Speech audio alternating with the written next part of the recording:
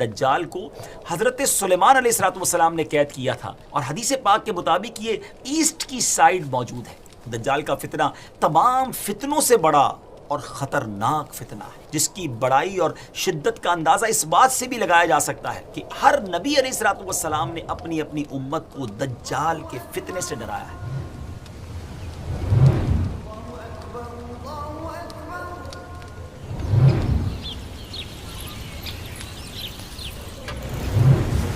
السلام علیکم ورحمۃ اللہ وبرکاتہ۔ میرا نام عبدالحبیب اتاری ہے، اور ایک بار پھر ویب سیریز قیامت کی نشانیاں لے کر حاضر ہیں۔ اور آج جو ٹاپک ہے وہ کہا جائے کہ سب سے زیادہ جو وانٹڈ ٹاپک تھا، جس کے لیے سب سے زیادہ ہمیں میسیجز ریسیو ہوئے کہ یہ بتائیے کہ دجال کے بارے میں قرآن و حدیث کیا کہتے ہیں، دجال قیامت سے پہلے کب آئے گا، وہ دکھتا کیسا ہوگا، اور اس کے معاملات کیا ہوں گے۔ تو آج وہی ٹاپک ہے جس کا کہا جائے کہ آپ کو انتظار ہے، اور واقعی بہت ساری مسکنسیپشنز ہیں، بہت ساری غلط فہمیاں ہیں دجال کے بارے میں۔ تو آج انشاءاللہ آپ کو قرآن و حدیث کی روشنی میں یہ بتائیں گے کہ قیامت کی ایک بہت بڑی نشانی وہ ہے دجال کا ظہور ہونا، دجال کا آنا۔ دجال کون ہے، دکھتا کیسا ہے کہاں، اور وہ آ کر کیا کچھ کرے گا۔ بہت کچھ آج آپ کو بتانا ہے۔ نہایت توجہ کے ساتھ ہمارے ساتھ رہیے گا، اور آپ ہماری اس ویڈیو کو شیئر بھی کیجیے گا ہمارے دعوت اسلامی یوٹیوب کے۔ اگر چینل کو ابھی تک سبسکرائب نہیں کیا تو اسے سبسکرائب بھی کر دیجیے۔ ناظرین، بات کو آگے لیے چلتے ہیں۔ یاد رہے کہ قیامت کی بڑی علامت میں سے دوسری علامت دجال کا نکلنا ہے۔ احادیث مبارکہ میں دجال کا ذکر بڑی وضاحت سے آیا ہے، اور کمال کی بات یہ ہے کہ ہر نبی علیہ السلام نے دجال کے فتنے سے اپنی امت کو ڈرایا ہے۔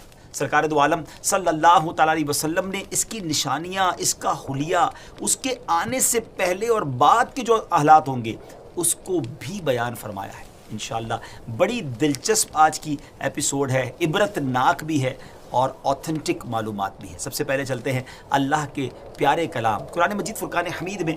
اللہ تبارک و تعالیٰ ارشاد فرماتا ہے، بسم اللہ الرحمن الرحیم، وَمِنْهُمْ مَنْ يَلْمِزُكَ فِي الصَّدَقَاتِ فَإِنْ أُعْطُوا مِنْهَا رَضُوا وَإِنْ لَمْ يُعْطَوْا مِنْهَا إِذَا هُمْ يَسْخَطُونَ۔ ترجمہ یعنی اور ان میں سے کوئی وہ ہے جو صدقات تقسیم کرنے میں تم پر اعتراض کرتا ہے، تو اگر انہیں ان صدقات میں سے کچھ دے دیا جائے تو راضی ہو جاتے ہیں، اور اگر انہیں ان میں سے کچھ نہ دیا جائے تو اس وقت ناراض ہو جاتے ہیں۔ ناظرین، یہ کس واقعے کی بات ہو رہی ہے؟ علماء کرام فرماتے ہیں کہ یہ آیت ذوالخویصرہ تمیمی کے بارے میں نازل ہوئی۔ اس شخص کا نام خرقوس بن زبیر ہے، اور یہ شخص خارجیوں کا بانی ہے۔ رسول کریم علیہ السلام مال غنیمت تقسیم فرما رہے تھے تو ذوالخویصرہ نے کہا کہ یا رسول اللہ عدل کیجئے۔ حضور پرنور علیہ السلام نے فرمایا کہ تجھے خرابی ہو، میں عدل نہ کروں گا تو عدل کون کرے گا؟ حضرت عمر رضی اللہ تعالیٰ عنہ نے عرض کی، مجھے اجازت دیجئے کہ اس منافق کی گردن مار دوں۔ تو پیارے آقا علیہ السلام نے فرمایا کہ اسے چھوڑ دو، اس کے اور بھی ہمراہی ہے کہ تم ان کی نمازوں کے سامنے اپنی نمازوں کو، اور ان کے روزوں کے سامنے اپنے روزوں کو حقیر دیکھو گے۔ وہ قرآن پڑھیں گے اور ان کے گلوں سے نہ اترے گا، وہ دین سے ایسے نکل جائیں گے جیسے تیر شکار سے نکل جاتا ہے۔ پیارے ویورز، یہ اس گستاخ کی، اس بدبخت کی گستاخی ہی دراصل اس بدترین فتنے کا پیش خیمہ ثابت ہوئی جس نے بعد میں امت مسلمہ میں زبردست انتشار پیدا کر دیا۔ حضرت عثمان غنی رضی اللہ تعالیٰ عنہ اور مولا علی کرم اللہ تعالیٰ وجہ الکریم کے دور خلافت میں اسلامی ریاست کو چیلنج کرنے والے، یعنی اتھارٹی آف اسلامک ریاست کو چیلنج کرنے والے باغی گروہ در حقیقت اسی کے فالوورز تھے۔ جنگ صفین کے موقع پر جب حضرت علی رضی اللہ تعالیٰ عنہ نے خون خرابے سے بچنے کے لیے تحکیم یعنی ثالثی آربیٹریشن کے راستے کو اپنایا کہ چلیں کوئی بیچ میں فیصلہ کر لیا جائے، تو پہلے تو خوارج نے اس کی حمایت کی، مگر جب یہ فیصلہ کر لیا گیا تو یہ خوارج اس کو رد کرتے ہوئے مولا علی کرم اللہ تعالیٰ وجہ الکریم کے لشکر سے بھی نکل گئے۔ آپ کو معاذ اللہ ثم معاذ اللہ کافر کہنے لگے، اور اپنا ایک باغی گروہ تیار کر کے جہاد کے نام پر حضرت علی رضی اللہ تعالیٰ عنہ اور امت مسلمہ کے خلاف لڑنے کے لیے کھڑے ہو گئے، اور عراق کے ایک علاقے کو اپنا مرکز بنا لیا۔ نفرت کا یہ عالم تھا کہ انہوں نے حضرت علی رضی اللہ تعالیٰ عنہ کے شہر کو بھی چھوڑ دیا، اور جنگلوں میں، صحراؤں میں، پہاڑوں میں گھات لگا کر بیٹھ گئے، جہاں وہ اپنے مخالفین کو پکڑ کر ظلم و ستم کا نشانہ بناتے اور انہیں قتل کر دیتے۔ ان کی سرکشی بڑی تو مولا علی کرم اللہ تعالی وجہ الکریم نے صحابہ کرام کا لشکر لیا اور ان خوارج کے خلاف جنگ کی اور انہیں شکست دے دی۔ جب مولا علی کرم اللہ تعالی وجہ الکریم کے لشکر نے خوارج کو ختم کر دیا تو آپ نے فرمایا اس نشانی والے آدمی کو بھی تلاش کرو۔ ایک نشانی بتائی آپ نے، لوگ ڈھونڈنے لگے مگر وہ نہ ملا۔ آپ نے پھر فرمایا اس کو پھر جا کر تلاش کرو، خدا کی قسم میں نے نہ جھوٹ بولا ہے نہ ہی مجھے جھوٹ بتایا گیا ہے۔ یہ بات انہوں نے 2 یا 3 مرتبہ کہی، حتیٰ کہ لوگوں نے ایک کھنڈر سے اس نشانی والے بندے کی لاش کو ڈھونڈ لی۔ مولا علی کرم اللہ تعالی وجہ الکریم کے سامنے رکھی گئی عجب نشانی تھی ناظرین، کہ جس کا ایک ہاتھ عورت کے پستان جیسا تھا۔ بہرحال امیر المومنین رضی اللہ تعالیٰ عنہ نے تکبیر کہی اور حمد الہی بجا لائے۔ کسی شخص نے کہا، آپ کے ساتھی نے کہا کہ حمد ہے اسے جس نے ان خوارج کی نجاست سے زمین کو پاک کیا۔ وہاں امیر المومنین نے ایک جملہ فرمایا، اور یہ پورا واقعہ سنانے کا جو مقصد ہے، ہو سکتا ہے ناظرین سوچ رہے ہو کہ بات دجال کی ہو رہی ہے اور یہ خوارج کا ذکر کیوں شروع ہو گیا۔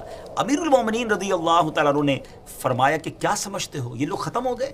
ہرگز نہیں، ان میں سے کچھ ماں کے پیٹ میں ہیں، کچھ باپ کی پیٹھ میں ہیں، پھر جب ان میں سے ایک گروہ ہلاک ہوگا دوسرا سر اٹھائے گا، یہاں تک کہ ان کا آخری گروہ دجال کے ساتھ نکلے گا۔ ویورز، دجال ابھی آیا نہیں ہے اور کسی کو پتہ نہیں ہے کہ اس وقت وہ کہاں ہے، لیکن روئے زمین پر ایک صحابی ایسے گزرے ہیں جنہوں نے دجال کو دیکھا بھی ہے، اس سے ملاقات بھی کی ہے اور اس سے بات چیت بھی کی ہے۔ جی ہاں، اس ملاقات میں کیا کچھ ہوا، کیا دیکھا انہوں نے، کیا سنا، انشاءاللہ یہ پوری تفصیل آپ کو بتاتے ہیں۔ حدیث مبارک میں پیارے آقا علیہ الصلوۃ والسلام کی زبانی ہمیں یہ پورا واقعہ ملتا ہے۔ ایک مرتبہ پیارے آقا علیہ الصلوۃ والسلام نے اچانک سڈنلی اپنے صحابہ کرام کو جمع فرمایا اور خطبہ دینے کے لیے ممبر پر تشریف فرما ہو گئے۔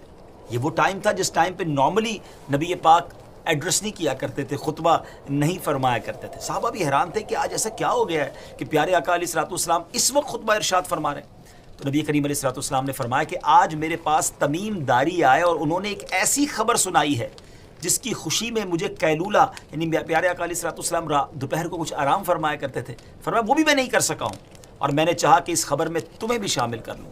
بات یہ ہے کہ تمیم داری نے مجھے بتایا کہ وہ 30 افراد تھے اور ایک شپ میں، ایک کشتی میں سفر کر رہے تھے کہ طوفان آ گیا اور وہ بھٹک گئے۔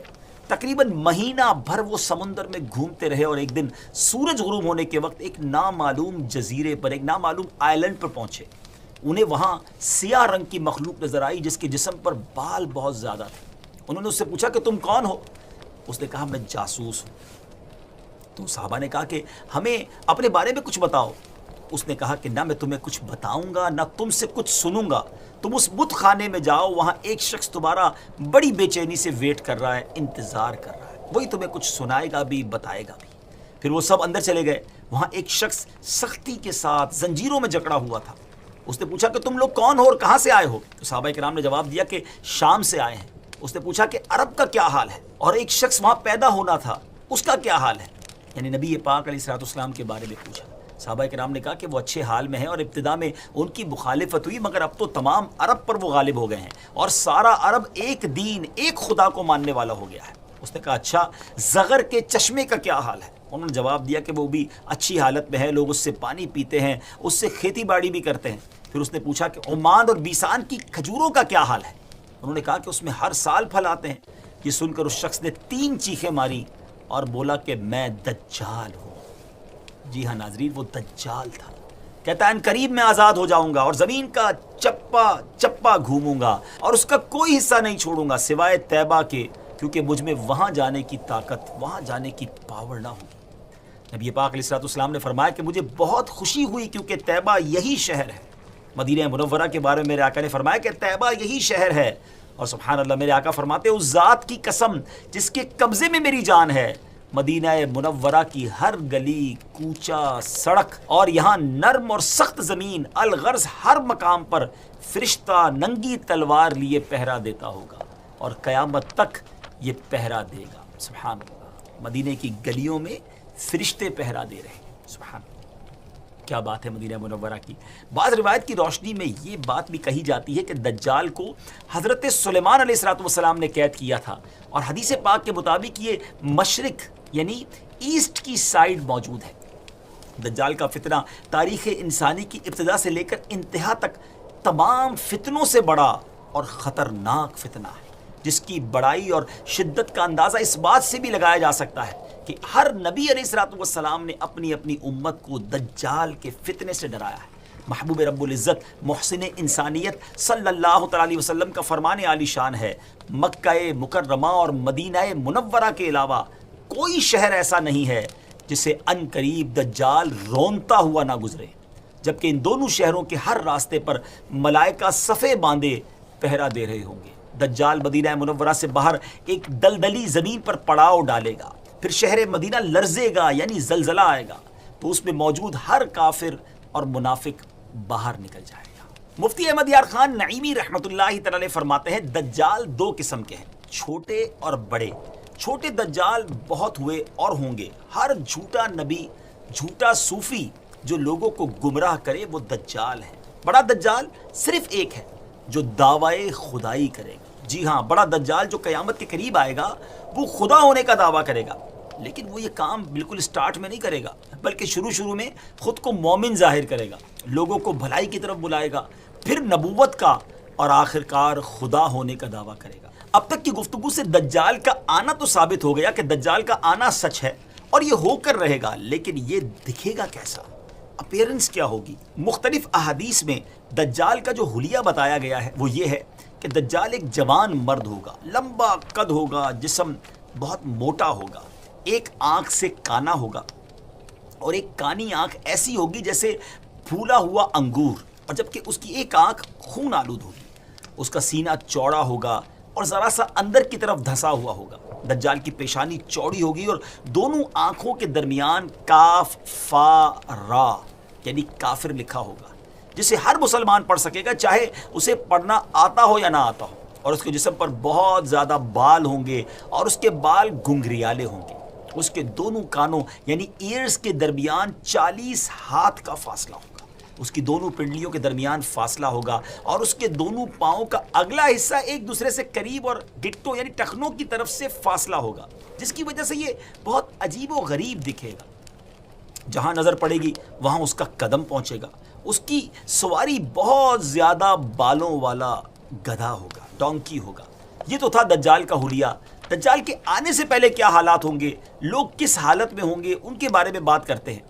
دجال کے نکلنے سے پہلے دنیا بہت بری حالت میں ہوگی، جیسا کہ احادیث مبارکہ کے مضامین سے پتہ چلتا ہے کہ اس کے نکلنے سے 3 سال پہلے سے اس دنیا میں خشک سالی پھیل جائے گی. خشک سالی کا گویا سال پھیل جائے گا. فرسٹ ایئر کیا ہوگا، آسمان سے 1/3 بارش ہوگی اور زمین کی 1/3 پیداوار روک لی جائے گی، یعنی اب صرف 66% گروتھ ہو رہی ہوگی زمین کے اندر. دوسرے سال آسمان سے 2/3 بارش روک لی جائے گی، یعنی 66% اپروکسیمیٹلی 2/3 بارش نہیں ہوگی، اور پھر 2/3 زمین کی پیداوار بھی. اور جو 3rd ایئر ہوگا اس سال کوئی بارش نہیں ہوگی، زمین پر کوئی پیداوار نہیں ہوگی، حتیٰ کہ آسمان شیشے کی طرح ہو جائے گا اور زمین تانبے کی ہو جائے گی. اس خشک سالی کے سبب تمام چوپائے ہلاک ہو جائیں گے، فتنے اور قتل و غارت گری عام ہو جائے گی. آدمی ایک دوسرے کو قتل اور جلا وطن کر رہے ہوں گے. غذائی قحط یعنی ایک جس کو کہیں کہ فوڈ کا کرائسس پیدا ہو جائے گا. علمی اور روحانی قحط بھی ہوگا، یعنی فوڈ کرائسس کے ساتھ ساتھ غذائی قحط کے ساتھ ساتھ علمی اور روحانی قحط بھی برپا ہوگا. دین کے معاملے میں لوگوں میں کمزوری پیدا ہو چکی ہوگی، علماء اور دیندار لوگوں کی قلت ہوگی.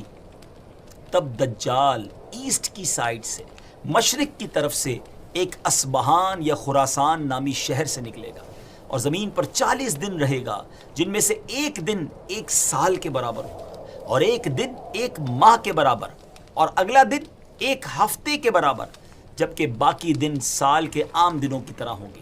اس مدت میں دجال اپنے گدھے پر سوار ہو کر ساری دنیا کا چکر لگائے گا. گدھے کا جسم اتنا بڑا ہوگا کہ دونوں کانوں کے درمیان کا جو فاصلہ ہوگا وہ 40 ہاتھ کے برابر ہوگا، اور اس کے ڈونکی کی جو رفتار ہوگی وہ یہ عالم ہوگا کہ 1 قدم اٹھائے گا تو 1 مائل طے کر لے گا. اور روئے زمین کا کوئی میدان، صحرا اور پہاڑی علاقہ ایسا باقی نہیں بچے گا کہ جہاں وہ نہ جائے. البتہ مکہ مکرمہ اور مدینہ طیبہ پر فرشتوں کا پہرا ہونے کی وجہ سے ان میں داخل نہ ہو سکے گا، بلکہ مدینے کے باہر دلدلی زمین میں پڑاؤ کرے گا، اور مدینہ پاک میں زلزلے کے 3 جھٹکے آئیں گے جس کی وجہ سے ہر کافر اور منافق وہاں سے بھاگ نکلے گا اور دجال سے جا ملے گا۔ اس روز مدینہ پاک ہر منافق، فاسق، مرد و عورت سے خالص و پاک ہو جائے گا۔ اس لیے اس دن کا نام یوم الخلاص ہے۔